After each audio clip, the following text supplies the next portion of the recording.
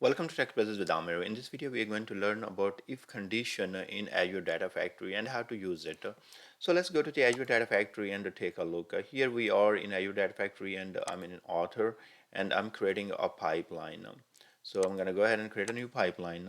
And once we are in the pipeline, we are going to use a if state activity. So here is our if condition and see right here there are two parts of it. There is true and false. Now this can be very helpful to run multiple activities. So let's say you are getting some file name. So if you are getting some file name, you want to check that okay, if the file name is let's say customer, then you want to run the copy activity in the true. If that's not a customer, then you want to run something else. So to configure this whole thing, you can use parameters. Here is click on this canvas and then we are going to create a new parameter. I'm going to call this parameter, let's say p name. Okay, so that means a file name will be saved maybe from the trigger, event trigger, or a storage event trigger. A file name can come to this value, right? But right now we are going to go and hard code values sometime at the time of execution. Now depending upon the p value parameter, we want to do true or false. So click here and then we are going to click on this activities here, and here we have to write our expression. So the expression has to be true or false. So think about the scenario. I'm checking if my file name contain customer. So if it does this customer name comes to this parameter, then I want to do true part. Then I want to run any activity that is in the true part. Otherwise, I would like to run the false part. Now here we can write expression, and as I said that now we can use contains. So in the contains, what happen is going to check if the customer name is there. So I'm going to check for what I'm going to put right there. That's my parameter. And what I want to check, I'm going to go ahead and put comma and say customer. So if customer keyword come in my parameter, then it means it's going to turn into the true. That condition will be true, right? So I'm going to take this expression and show you in SSMS because that's where I have a little bigger fonts and you can see it better. So this is how I have put. I have said that okay, check my pipeline parameter, that is this cancel this out. Check this pipeline parameter, and if this pipeline parameter has value customer, if it does that, then we are gonna run the true part of our if condition. So hit OK now, and now we can go to the true. Right here, click here, and here we can run multiple activities or whatever we want to do. I'm going to use a wait here, and now click bring wait here, and I'm going to call this one true wait. Just so we would know that when we execute our pipeline, so we would know that which activity has run. Now in the go back to the pipeline, and here in this pipeline, in the false, I'm going to go and add an activity that's going to be wait as well, but then I want to give the name false wait. So we would know that this is the activity runs when our condition is false. Now if I execute this pipeline right now, it's going to ask you parameter value. So if I provide customer, so what happened now, this is going to check the condition and as our parameter does contain customer keyword in that, it's going to run our activity that's in the true condition. So see right there, if condition it is checked, once it's checked, it is went to the next activity, and you see that it went to the true wait. So that's how it is going to work.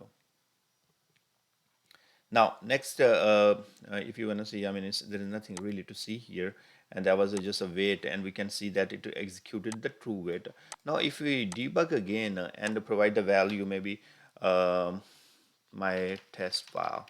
Okay, so now what's going to happen is not going to run this branch that was true because now it does not contain customer. Our parameter value is containing my test file. So now it's going to go to the false part of it. So it is checking the condition, and once it is true, what's going to happen is going to go to the false.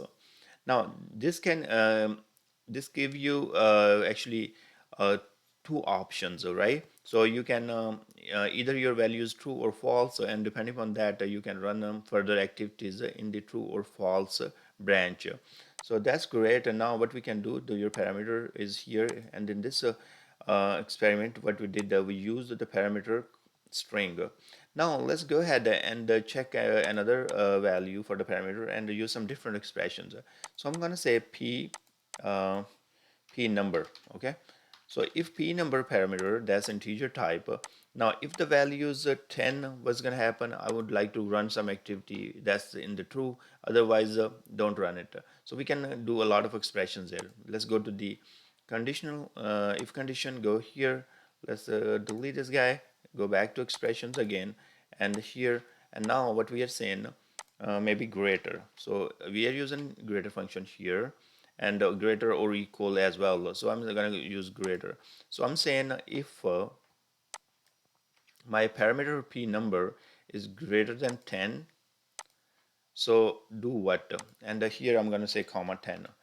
Um, anything if this parameter is greater than 10, that means true. So that means that you are going to go ahead and run the true part of this activity here, whatever we define in the if condition. If it is less than 10, then you're going to go to the false. So hit OK, and now let's execute, and now let me give value, like let's say 11. Okay, so now what happened? It's gonna go and run the true part. Remember, we were checking if my parameter value is greater than 10, run the true part of it, right? So right there. So anything that is in the true activity part right there, execute that. So you can see that it is executed. Now, if we debug again, and you can see from here, it checked the condition first, and now it found out, oh, there is a number 11, and that it checked the condition, and now it is greater than 10, and I need to go to the true. Okay, so let's go to another one and say 5, right? Now this time what should happen, as the number is less than 10, and what's going to happen, the false part of our branch is going to execute. So it is checking the condition right now, and then once it's done, it's going to go to the true or false branch here. That's where it is deciding right now. It's in progress, and you can see that it went to the false weight. So you can see right there, if we go here, this is a completed. So that's how it is working. If I go to the true, nothing happened here. So this is how you can branch your activity execution runs depending upon some parameter values in the ADF. Now, if you have more than one value, here we are only checking if it is true or false. So if the condition, this condition is true, turning into true or false, that's all we are making decision, true and false, right? But if you have to check more conditions, then what you can do, you can use switch activity here in Azure Data Factory, and that will be very helpful as well. So I will do another demo on the switch, and I hope you like this demo, and maybe I will come up with some other more practical examples of this where I have used if, and that could be helpful. Thank you very much for watching. Please subscribe my channel, and I will see you guys in the next video.